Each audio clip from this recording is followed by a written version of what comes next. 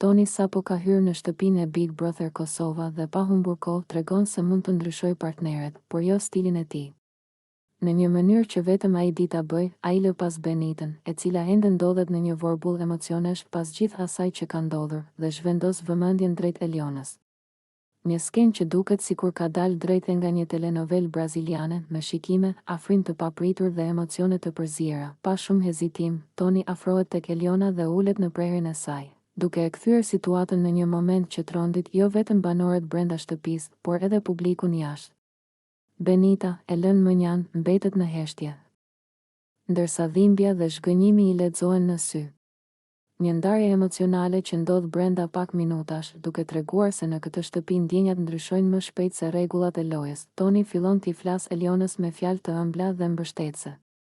Ai i tregon se baba i tij e ka çuar për të dalë, duke e përmendur këtë si një shenjë vlerësimi dhe respekti, sikur të donte t'i tregonte se ajo është një vajzë që meriton vëmendje dhe përkrahje.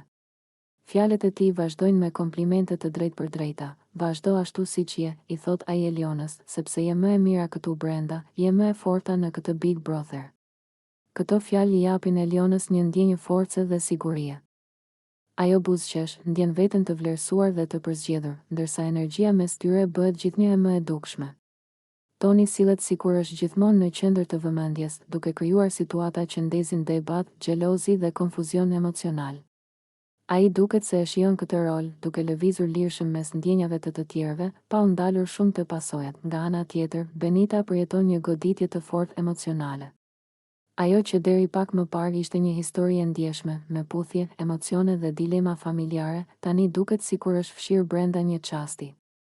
Ajo mbetet e vetme me mendimet e saj, duke u përballur me realitetin e hidhur se në këtë lojë asgjë nuk është e